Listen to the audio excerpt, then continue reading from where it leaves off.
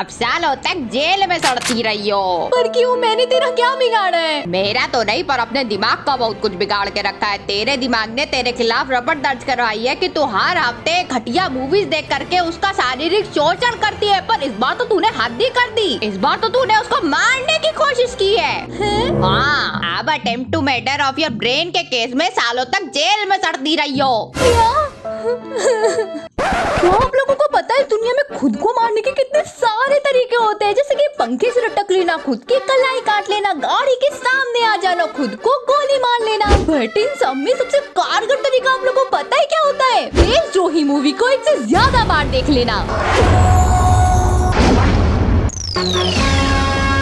मैंने community tab में गुंडा का नाम जानबूझ करके देशद्रोही के ऊपर रखा था ताकि ऑडियंस का ओपिनियन भी हो जाए और मैं इस देशद्रोही नाम की मास्टरपीस देखने से भी बच जाऊं। लेकिन मुझे नहीं पता था तुम लोग जिसी को सेलेक्ट करोगे। यार इतनी नफरत करते हो क्या मेरे से? इतनी बुरी लगती हो क्या तुम लोगों को मैं? है इस मूवी को देखने से अच्छा था कि मैं गुंडा बॉय में एयरपोर्ट में कुली को काम करते हुए देखती। एनीवेज, जब देशद्रोही 2008 में रिलीज होने वाली थी, उसको रिलीज होने से पहले ही महाराष्ट्र में 60 दिनों के लिए बैन कर दिया गया था। और हो भी क्यों ना, इस मूवी के अनुसार अगर आप यूपी और बिहार के हैं और आप मुंबई जाते हैं तो हाय। हेलो, तुम्हारा नाम क्या है? मेरा नाम यशी है। नाइस यार। वैसे कहाँ की रहने वाली हो तुम? यूपी।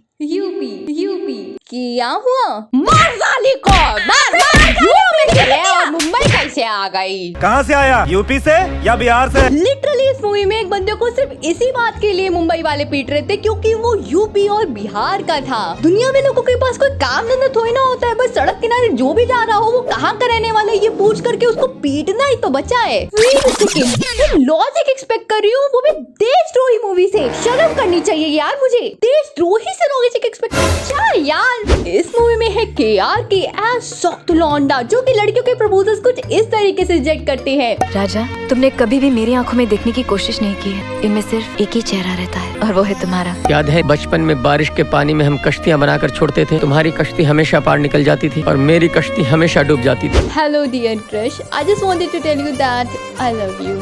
याद है बचपन में बारिश के पानी में हम कश्तियाँ बनाकर छोड़ते थे। तुम्हारी कश्ती हमेशा पार निकल जाती थी और मेरी कश्ती हमेशा डूब जाती थी। अबे साली, सीधा रिजेक्ट करना है तो ना बोलना। ये क्या बारिश और कश्ती लगा करके रखा है? ओ भैया, इसे कौन सी क्वालिटी देख ली इसने केआर की जो ये सामने से खुद प्रपोज कर रही है इसे। जो भी लड़के इस वीडियो को देख रहे हैं और वो चाहते हैं कि लड़कियां उनको कुछ इस तरीके से प्रपोज करे, उनको अपने अंदर केआर की तरह स्किल्स और क्वालिटीज डेवलप करनी पड़ेगी और आप देखेंगे कि आपके घर के सामने लड़कियों की लाइन ही लग गई है। राजा, यह देशद्रोही नामक चलचित्र लॉजिक नामक वस्तु से बहुत ही ज्यादा परिपूर्ण है। सॉरी, गलत बोल दिया। हाँ, लॉजिक की तो सुनामी आ रखी है इस मूवी में। मतलब मूवी में जितने भी साइड कैरेक्टर है सब एक गोली खा करके खल्लास हो जाते हैं, लेकिन अपने प्यारे केआर की तीन गोली खाने के बावजूद भी उनको कुछ नहीं होता है। बस इन्होंने उनको हॉस्पिटल ले जाती है और दूसरे दिन बिल्कुल चकाचक। ये मूवी है भाई और बहन के असीम प्रेम के बारे में। मतलब इस मूवी में जब हीरोइन के भाई को गोली लग जाती है और वो मर जाता है तो हीरोइन इसी के दुख में एक फॉरेन लोकेशन में केआर के साथ नचबलिया शुरू कर देती है। कुछ समय पश्चात कितना प्यार है अपने भाई से। लेकिन वहीं दूसरी तरफ जब केआर को तीन गोली लगती है तो हीरोइन उसको ठिलिया पे लेकर के हॉस्पिटल ले जाती है। अब काहे नहीं नाची, अब भी नाच लेती फॉरेन लोकेशन पे, कम से कम मूवी जल्दी तो खत्म हो जाती। इस मूवी में है मनोज तिवारी के ठर के एक्सप्रेशन। इस मूवी में है कमाल की जर्नल नॉलेज। हिंदुस्तान में 31 राज्य है और इस मूवी में है गजब की एक्टिंग। तो चलिए शुरू करते हैं देशद्रोही देख करके मरने का सिलसिला।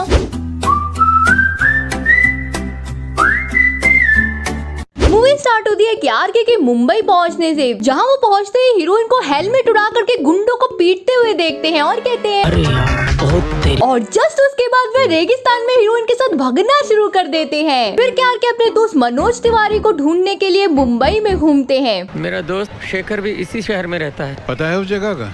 नहीं, पता तो नहीं है। साला ढूंढोगे कैसे? फिर आता है KRK का फ्लैशबैक, जहाँ उनका दोस्त मनोज तिवारी उनसे कहता है, मेरे बारे में किसी से पता पूछ मुंबई में, वो सीधा लेके तुमको मेरे पास आएगा। इसके बाद KRK अपनी कॉलेज की लड़की के साथ डांस करना शुरू कर देते हैं और उसके बाद KRK एक नाचने वाली के साथ डांस करना शुरू कर देते हैं। साला ये मूवी है कि KRK का अलग अलग हीरोइनों के साथ नच बलिए। फिर KRK मनोज तिवारी को ढूंढने के लिए एक बस में बैठते हैं और बस कंडक्टर को भैया बुलाने की वजह से वो उनको बस से फेंक देता है और तभी KRK को मिलती है हीरोइन नंबर 1, जो कि उनको मनोज तिवारी के पास छोड़ देती है और उनको पता चलता है कि उनका दोस्त मनोज तिवारी तो एक वॉचमैन है। तभी मनोज तिवारी उनसे पूछते हैं, तो यहाँ कैसे आया वैसे? और फिर KRK का फ्लैशबैक शुरू, जहाँ KRK के दादाजी की डेथ हो जाती है और KRK की जालिम पापा उनको अपने खेतों में काम करवाने लगते हैं और KRK के ढंग से काम न करने की वजह से वे हवा में डंडा चलाते हैं और बस लग गई चोट।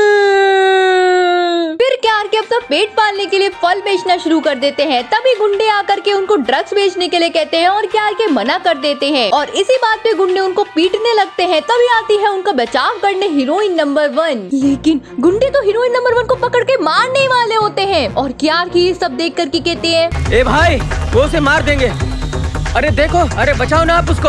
लेकिन तभी KRK के अंदर आती है एक अदृश्य शक्ति, जिससे KRK गुंडों को पटक पटक करके पीटते हैं और एक को तो गोली मार देते हैं और गुंडे को गोली मारने की वजह से KRK गिल्टी फील कर रहे होते हैं और वो कहते हैं, डैडी मुझसे बोला तो गलती है मेरी, तुझ पे जिंदगानी गिल्टी है मेरी। और वहीं दूसरी तरफ गुंडे का भाई KRK को मारने की सुपारी देता है, लेकिन हमारे बहादुर KRK उसको भी मार डालते हैं। लेकिन इसी बीच हीरोइन के भाई की डेथ हो जाती है और हीरोइन इसी दुख में नाचना शुरू कर देती है। हम सो सहज। इन्हीं सब से डर करके हीरोइन अपने बाबा के पास जाती है, पर यहाँ तो बाबा भी गुंडे के भाई के साथ मिला हुआ था और वो KRK और हीरोइन नंबर 1 को गुंडे के भाई के पास छुड़ाता है और गुंडे का भाई कहता है, देख, मैं तेरी हीरोइन नंबर 1 को अपने पास रख रहा हूँ। अगर तू और तेरी हीरोइन नंबर 1 जिंदा रहना चाहते हैं तो जा अमन वर्मा, जो कि एक बहुत बड़ा नेता है, उसको जाकर के टपका दे। और KRK अमन वर्मा को मारने जा ही रहे होते हैं। तभी अमन वर्मा कहते हैं, अगर तू मुझे मार भी डालेगा ना तो भी गुंडे का भाई तुझे मार डालेगा, मेरे को मारने का तुझे कोई फायदा नहीं है। और फिर अमन वर्मा KRK और हीरोइन नंबर 1 को बचाने में मदद करता है और KRK और हीरोइन नंबर 1 फार्म हाउस पे जा ही रहे होते हैं। तब ही एंट्री होती है मनोज तिवारी की, जो कि पता नहीं कहां से मुंबई का अंडर वो डॉन है, जो कि KRK को 3 गोली मारता है, लेकिन अपनी हीरोइन नंबर 1 उसको हॉस्पिटल ले जाकर के ठीक करवा लाती है। यही तो हालत होती है इंसान की गोली खाने के बाद। फिर तभी अमन वर्मा गंदे लोगों के साथ मिल जाता है और अमन वर्मा मनोज तिवारी को KRK को मारने की सुपारी देता है और मनोज तिवारी KRK को दूसरी बार टपकाने जा ही रहा होता है। तभी मनोज तिवारी का हो जाता है हृदय परिवर्तन और वो अच्छा आदमी बन जाता है। और इसी बीच मनोज तिवारी और KRK गंदे लोगों को मारने के लिए बंदूकें लेने जा रहे होते हैं। तभी पुलिस वाले हीरोइन नंबर 1 को पकड़ ले जाते हैं और फिर KRK और मनोज बाजपेयी पुलिस वाले को मारने वाले होते हैं। तभी एंट्री होती है हीरोइन नंबर 2 की, जो कि कहती है,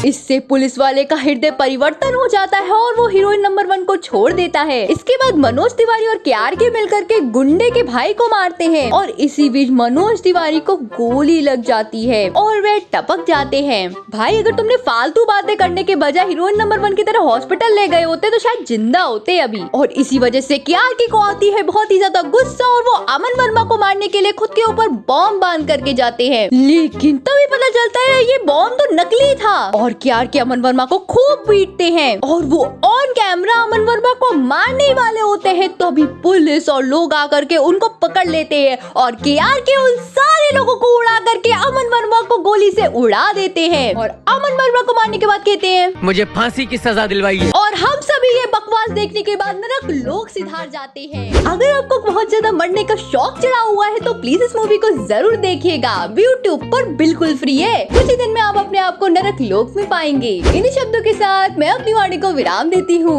इस मूवी को देखने में जो मेरी हालत हुई है ना, वो मैं जानती हूँ, मेरा भगवान जानता है, तीसरा कोई नहीं जानता। तो प्लीज इस वीडियो को जरूर लाइक करिएगा। अरे थोड़ा तो तरस आता होगा मेरे को यार, प्लीज मेरा थोड़ा तरस खा लो यार। और तब तक के लिए इस मूवी में एक तरफ KRK इतने कमजोर है कि उनके पापा हवा में थप्पड़ लगाते और KRK भाई साहब ये किस लाइन में आ गए आप? और वही दूसरी तरफ प्यार के इतने ताकतवर है कि वो इतने सारे लोगों को हवा में उड़ा फेंकते हैं। तो बच्चों आज हम लोग पढ़ेंगे ताकत का बाइपोलर डिसऑर्डर